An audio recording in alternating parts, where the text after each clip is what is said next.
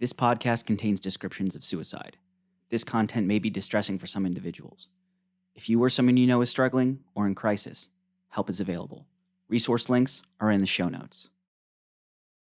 It's a World Cup at a crossroads, set to be played in North America where the political climate crackles with tension. Attacks on national sovereignty, immigration crackdowns, and unpopular wars threaten to derail the competition before the first kick. International friendlies become anything but friendly, with countries fighting proxy battles in stadiums in front of rabid, screaming fans.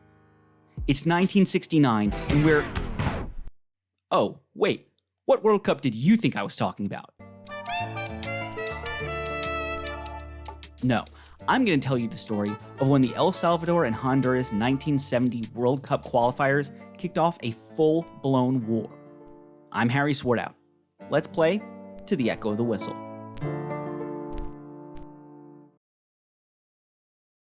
Mexico 1970 was a World Cup of firsts. The first to be held outside Europe or South America. The first time the tournament was broadcast live in color. The 1970 World Cup in Mexico was set to be a stunner. The first World Cup to be held in North America, the eyes of the world's soccer fans would finally be pulled away from Europe and reigning Cup winners England to Central America, where national programs had been steadily building the quality of their teams. To be fair, there was still a ton of attention on South American juggernauts and possible GOAT team, Brazil. It was arguably the greatest World Cup, won by perhaps the greatest team. El Salvador and Honduras were most certainly not the greatest teams of all time, but they had been creeping up the standings of international competition.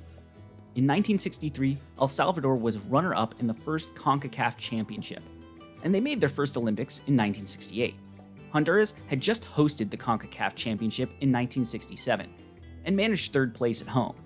Neither team had made a World Cup before. In fact, this was the first time either country had participated in World Cup qualification. So excitement for the squads was sky high as they selected their teams and began training.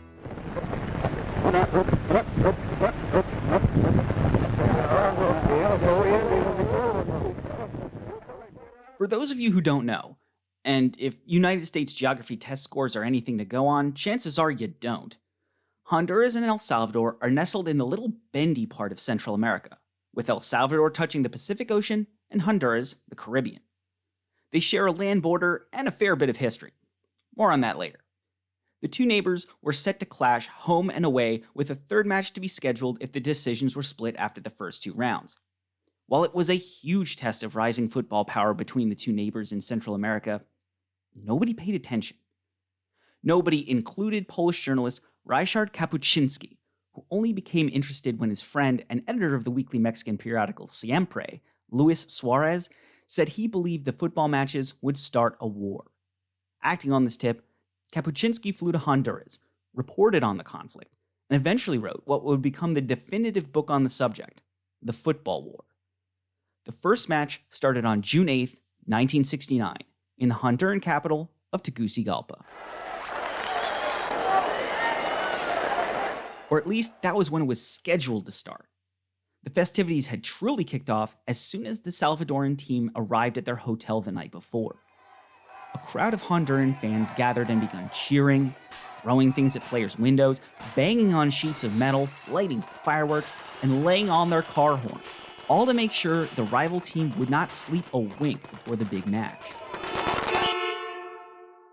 Bleary-eyed and on edge, the Salvadoran team arrived at Estadio Nacional the next day and played a sloppy 0-0 tie until the 89th minute, when Honduras finally snuck one past the El Salvador keeper to eke out a 1-0 victory.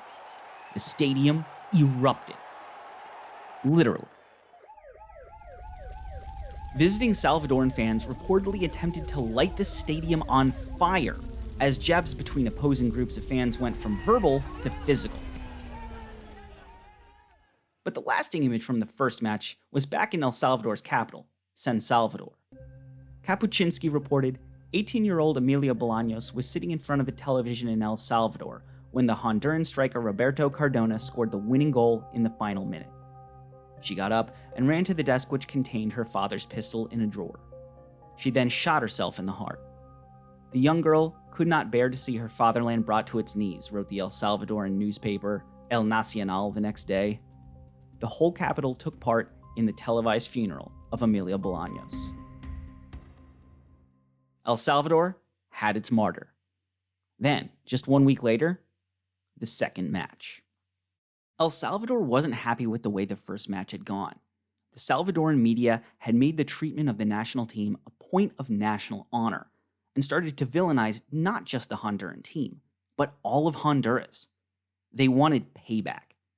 Salvadorans met the Honduran team at the airport and begun to jeer. Where Hondurans made sure the Salvadoran team couldn't sleep, Salvadorans made the Honduran team fear for their lives. Noise, sure, but also rocks and sticks, rotten eggs, stinking rags, dead rats, and all manner of detritus flew through the broken windows of the Honduran team hotel. Then, the real violence started. Roving fans became roving gangs, attacking Hondurans, police, other Salvadorans, and anybody who happened to get in the way. By morning, there were dozens injured and 2 dead. The Honduran team slipped away from the besieged hotel in the middle of the night and stayed in their own embassy. The next morning, June 15th, 1969, the Honduran team was driven to Flor Blanca Stadium in armored cars of the 1st Salvadoran Mechanized Division. It was broad daylight, but the Honduran nightmare wasn't over. The stadium was surrounded by the Salvadoran army, and the pitch was lined with Guardia Nacional, toting submachine guns. Pre-match, Salvadoran fans burned the Honduran flag, and so a dirty rag was raised up the flagpole as the Honduran national anthem played out over the speakers. Then, finally, the match kicked off. The Hondurans played like you imagine a team fearing for their life might, and El Salvador scored 3 goals in 14 minutes, all before halftime, with Juan Ramon Martinez and Elmer Acevedo finding the back of the net, in what for El Salvador was a romp. At the full-time whistle, the Honduran team immediately left the pitch in armored cars and went straight to the airport. Once back on home soil, Honduran star Enrique Cardona said, "We're awfully lucky that we lost. Otherwise, we wouldn't be alive today." The Honduran team would be some of the last to get back to Honduras from El Salvador, as the border was closed hours later. There was a riot, of course. Not in San Salvador, but back in the Honduran capital of Tegucigalpa. Honduran gangs weaved through towns and surrounding villages, trying to drive Salvadoran settlers back to their home country. If they couldn't be persuaded, the gangs burned down Salvadoran homes. Seeing the violence bred from the first 2 matches, FIFA decided the pivotal 3rd match would be held in Mexico City, on a neutral pitch, 11 days later, on June 26th.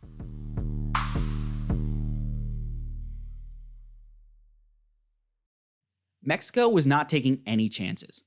1,700 police filled Estadio Azteca, and that seemed to work, because the only fan outcry during the game was a brief shout of "Murders! Murders!" by the Salvadoran fans.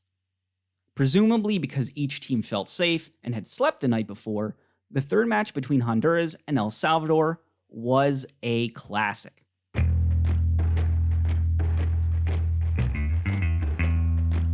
Juan Ramon Martinez opened the scoring for El Salvador, shooting just under the Honduran keeper's arms in the 8th minute. Mon Martínez haciendo una pared con Mario Monge. Para Mon Martínez, la pelota quedando libre, el zurdazo y gol del conjunto salvadoreño. Gol de Juan Ramón Martínez. La primera anotación del partido en una jugada que se empezó a trabajar desde el medio terreno y que provoca esto la algarabía de muchos salvadoreños que viajaron hasta la capital mexicana. But Honduras' La Chula Gomez answered back in the 27th minute with a stunning bicycle kick.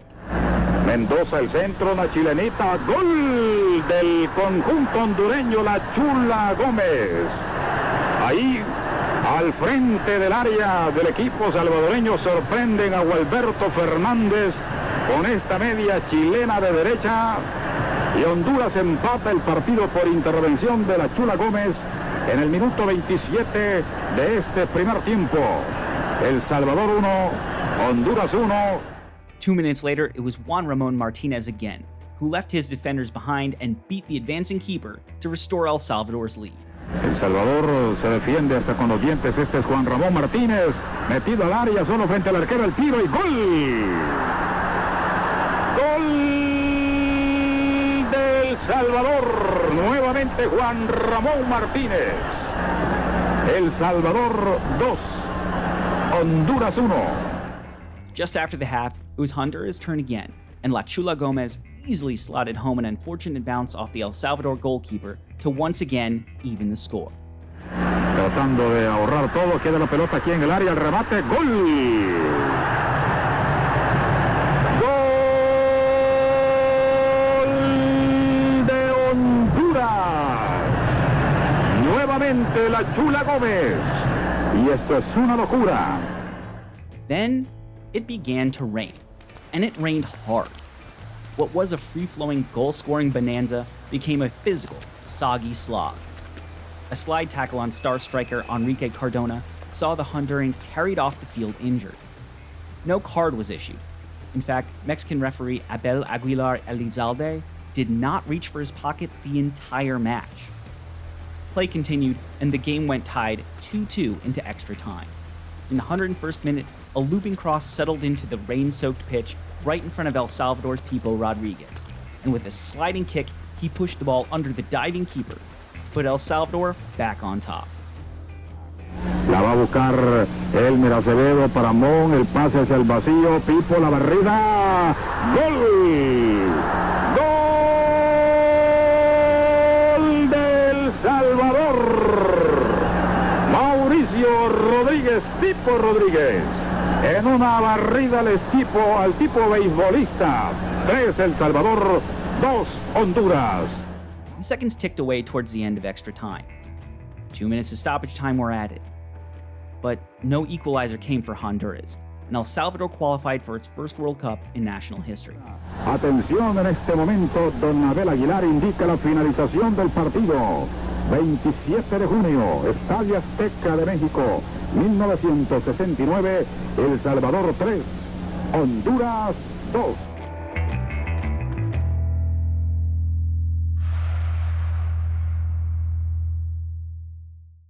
To celebrate, hundreds of miles away, El Salvador cut off diplomatic ties to Honduras as Tegucigalpa erupted into fresh anti-Salvadoran riots.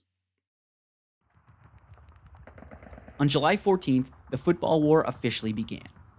Since the final whistle of this siding World Cup qualifying match, skirmishes had broken out along the El Salvador-Honduras border. But it took 3 Salvadoran aircraft flying into Honduran territory to begin the war in earnest. El Salvador's Air Force was hopelessly outdated, composed of decommissioned World War II propeller planes and modified commercial aircraft. Salvadorian troops invaded Honduras. It was the first time that El Salvador's army had seen action. Somehow, the Honduran army was even less prepared for battle. El Salvador quickly advanced deep into Honduras, right to the edge of the capital in Tegucigalpa. But inclement weather, guerrilla resistance from Honduran citizens, and simply running out of ammunition stalled what looked like a quick Salvadoran victory. After only 6 days of fighting, with both sides running out of ammunition, the Organization of American States managed to broker a ceasefire. The border was not redrawn. No territory changed hands, but thousands of civilians and soldiers died on both sides of the conflict. Thousands more were displaced from their homes, forced back to their birth countries to avoid violence from either the government or nationalist citizens.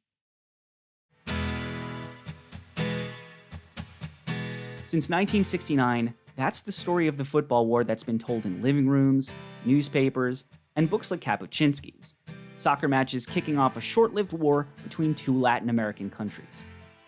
It's plain to see why that narrative captured the public imagination. It's compelling. It's easy to tell. It's free from the complexities of real politics, real war. But it's not really what happened. When we come back, I'll tell you the true story of the football war.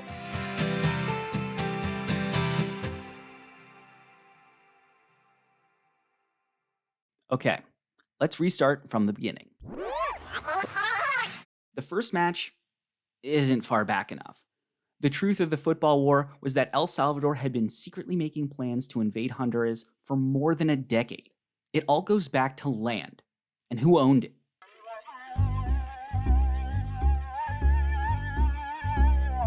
Honduras is more than 5 times the size of El Salvador, but both countries had less land than it seemed.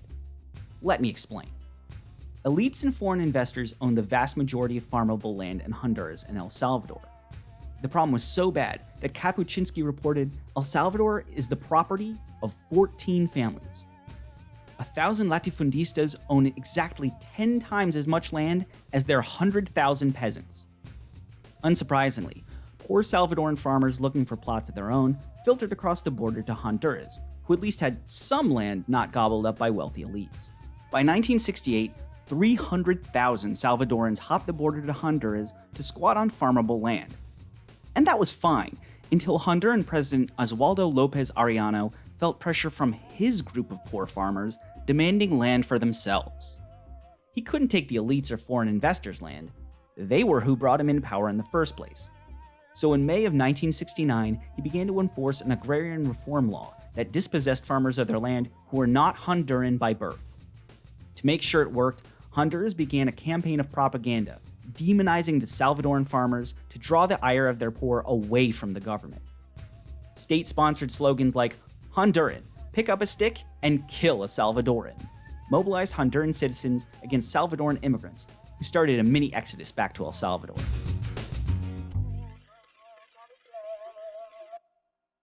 El Salvador didn't have the power to stop Honduras, but the Organization of American States did. Unfortunately, help was not forthcoming. The United States, the neck that turned the head of the OAS, was kind of busy in the summer of '69. We were pulling out of our own messy international conflict in Vietnam. President Nixon's 8-point plan seeks a withdrawal of all foreign troops from South Vietnam, followed by a ceasefire and free elections. And then directed our attention skyward as we landed on the moon. I'm going to step off the limb now. That's one small step for man, one giant leap for mankind. El Salvador didn't have room for 300,000 expat refugees. They also had no way of stopping Honduras from expelling them. What they did have was some upcoming World Cup qualifying matches where the world would be watching, and their own propaganda machine to grab OAS attention. That brings us back to the first match, June 8th, 1969, Tegucigalpa. Honduran fans certainly did gather outside the Salvadoran team hotel and make noise the night before the match, just as reported by Ryszard Kapuscinski. But he continued on to note, in Latin America, these are common practices. After the match, there were some light dust-ups between Salvadoran and Honduran fans, but nothing that constituted a true riot. Then, there was the Salvadoran martyr, Amelia Bolaños. Or rather, there wasn't. The Salvadoran girl who was so distraught by what she felt was an unfair match result that she took her own life, that didn't happen. This is Kapuscinski's first real fabrication. There is no evidence to support that anyone took their own lives after the match. The paper Kapuscinski said ran the story, El Nacional, never existed. The televised funeral didn't happen. There aren't even birth or death records for anyone named Amelia Bolaños who fits Kapuscinski's description. The entire story was made up. Lawrence Lestrange, the British ambassador to Honduras, reported, "There was no trouble." But back in El Salvador, all the newspapers and radio could talk about were the disgraceful acts Honduras committed against the national team. They were sowing the seeds.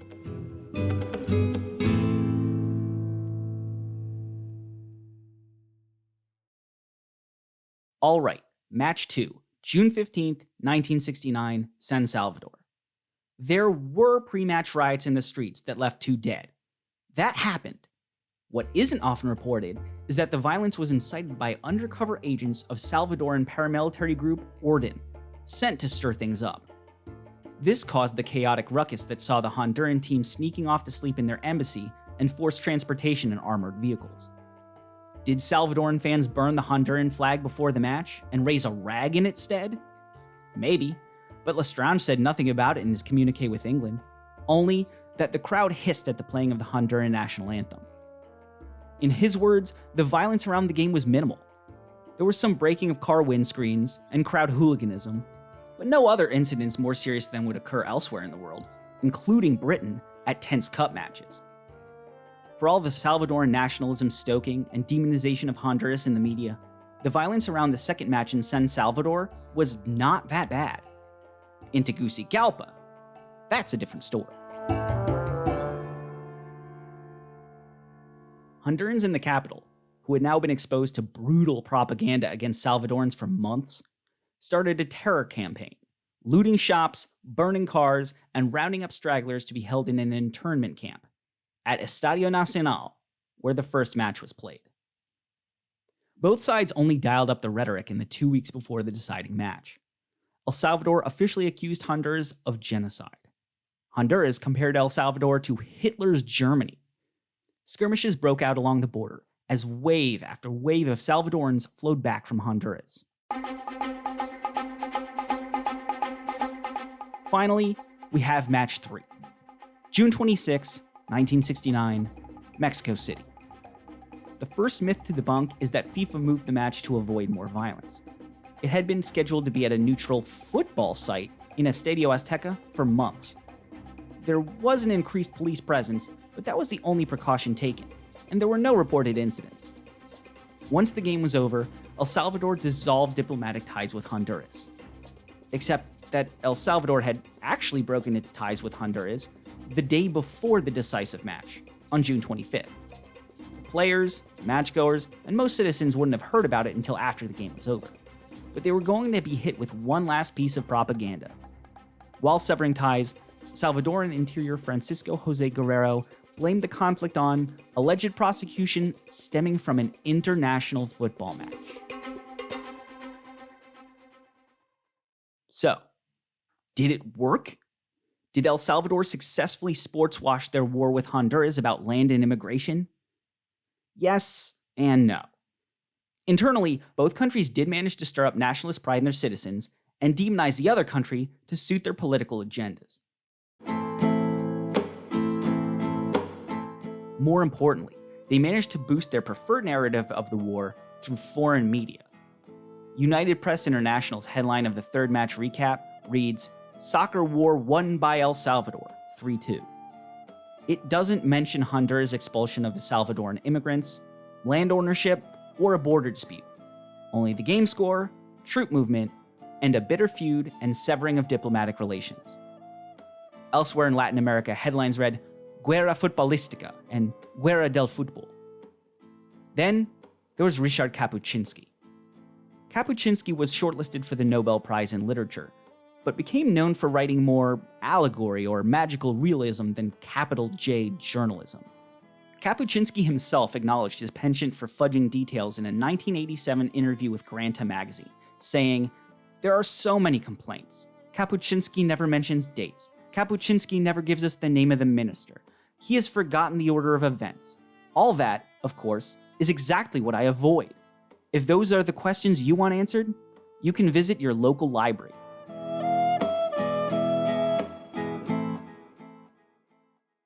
Kapuscinski's account of the football war takes up exactly one chapter of his 21-chapter book, yet it becomes the title and the story that lives on in the public consciousness.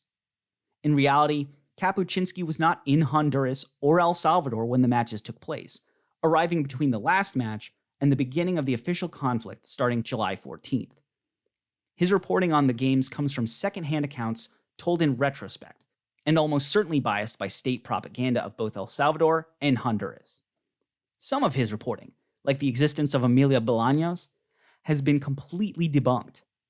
But still, over half a century later, if you Google "the football war," you get a ton of social videos and news articles following the beats of Kapuscinski's story as I told it to you at the beginning of the show. A football match that led to a civil war. Honduras and El Salvador. The mob got drunk and made a deafening racket all night, preventing the Salvadorans from getting a good night's rest. After the match, a young Salvadoran fan, unable to bear her country's defeat, shot herself. As the matches played out, violence erupted, fans clashed, and soon both countries were on the brink of war. Immediately after the last game, El Salvador cut all diplomatic ties with Honduras and invaded just over 2 weeks later.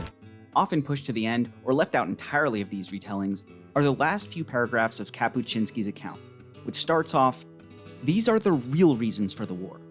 and then diligently outlines the immigration and border problems that actually fueled the conflict. The public bought the story, but the decision makers who could have helped El Salvador weren't fooled. In a report to President Nixon, then Assistant for National Security Affairs Henry Kissinger wrote, "Although press reports have dubbed this the soccer war, the basic causes of the dispute are deep-rooted and of long standing, and could seriously disrupt the course of regional economic and political integration in the Central American area." Kissinger would go on to recommend the United States not intervene.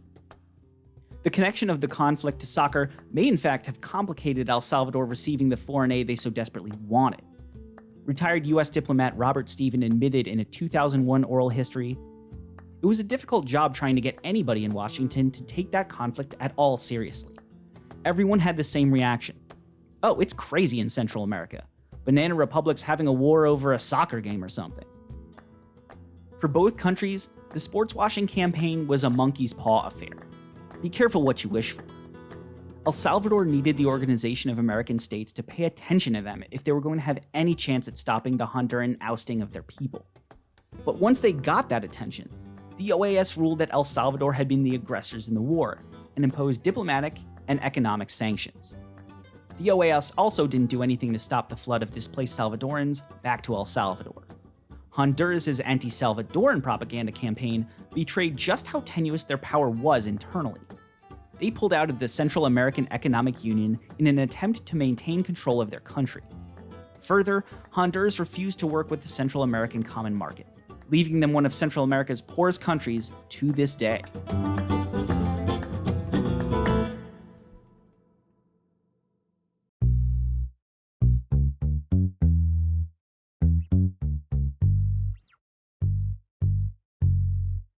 A successful sportswashing campaign created the idea of the football war, embedding itself in the public consciousness.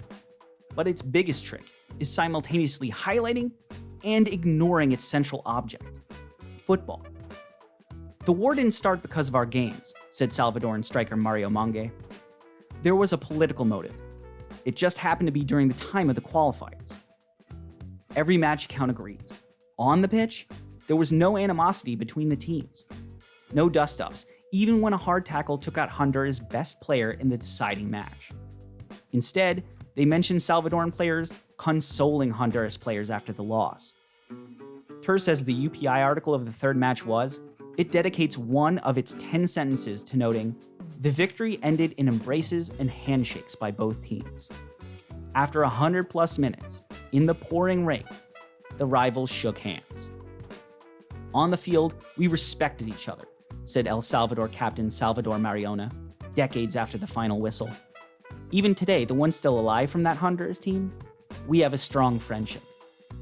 The two sides wouldn't meet on the pitch again until the signing of a peace treaty between Honduras and El Salvador, negotiated in October of 1980. It was, stop me if you've heard this one before, the first of 3 matches for a 1982 World Cup qualifier. Joaquín Alonso Ventura, el taco hacia el Mandingo Rivas, hacia Guerrero, lo vienen a marcar, busca el servicio, para Jorge González tira. There were 40,000 fans. 10,000 of those were traveling Hondurans, and robust security measures. But the game went off without a hitch. No incidents reported. El Salvador won 2-1. The countries would not completely cease hostilities until 1992, having border skirmishes more than 2 decades after the war. But in the intervening time, they still played football, because it was never about football.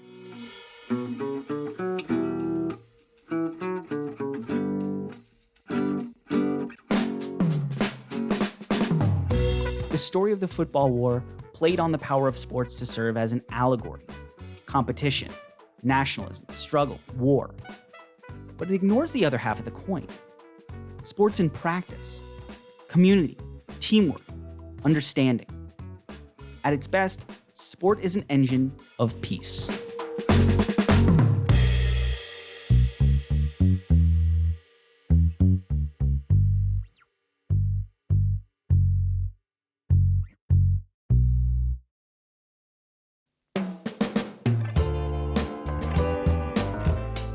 This episode of Echo of the Whistle was produced, written, edited, and hosted by me, Harry Swartout.